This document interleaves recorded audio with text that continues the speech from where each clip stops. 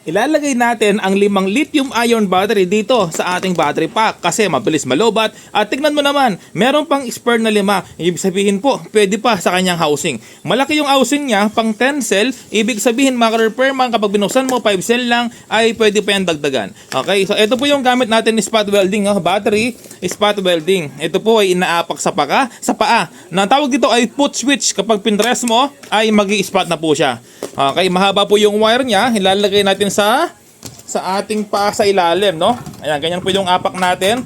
Tapos, ayan po, no? Ilalagay ko yung link sa comment para may idea po kayo. Ito naman mga repairman, yung portable. No, kapag nagkadikit po yung dalawa, mag-i-spot na siya. Ilalagay ko rin yung link sa comment para may idea kayo.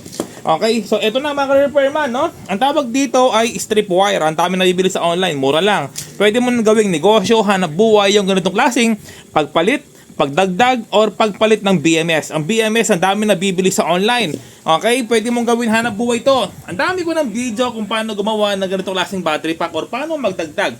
Inuulit ko lang sa mga hindi pa nakakaalam, no? Sabi ng iba, paulit-ulit yung mga vlog ko, pero hindi po. Yung araw ngayon ay Wednesday, March 11, 2026, no? Na mataas ang gas. Ayan. Okay, so ngayon po, gawin na natin, no? Ito po yung ating battery pack. Kailangan kamukha niya ng ampere hour. Itong ating ipapalit. Ito po, meron siya ay itadagdag. Meron po siyang 1,200 mAh. Ito po, meron po siyang 1,200 mAh. Kailangan kamukha niya. Okay, kapag bibili kayo sa online. Tapos, i-full charge nyo po yung battery pack po ninyo bago nyo dadagdagan. Kasi yung nabibili sa online, full charge po yan eh. Okay, para simple voltage po sila. Tapos gagawin po natin ay ganito, no? Tabasan natin to. Kuha ka ng cutter. Alasin natin yan, walang problema kahit alasin mo yan, no? Sa vlog ko, sinabi ko rin yan na walang problema. Okay, pwede mong gawing hanap buhay ito mga repairman sa inyong lugar, no? Magpalit ka ng battery pack, magdagdag ka, di ba? Ang galing. Hanap buhay na. Okay, gayahin lang po. Ito yung negative.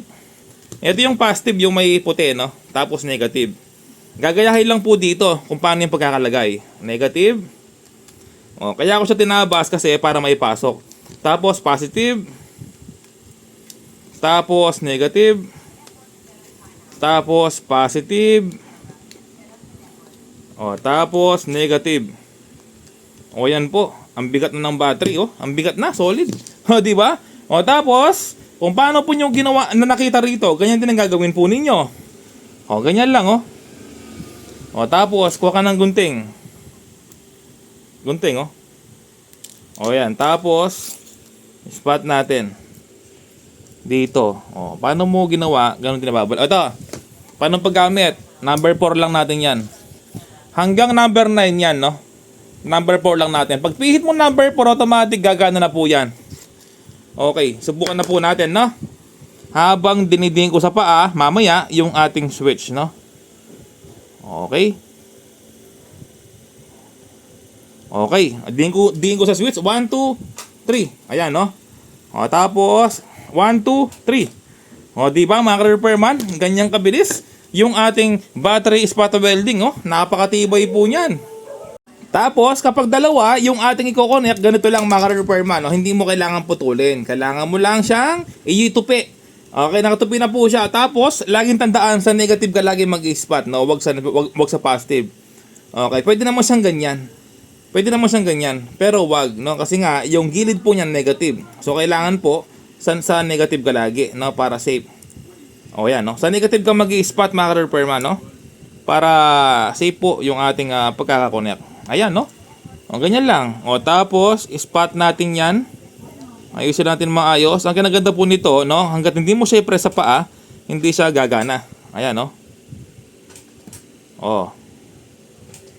Oh. Solid mga repairman, no?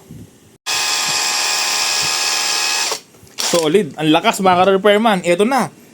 10 cell na lithium battery.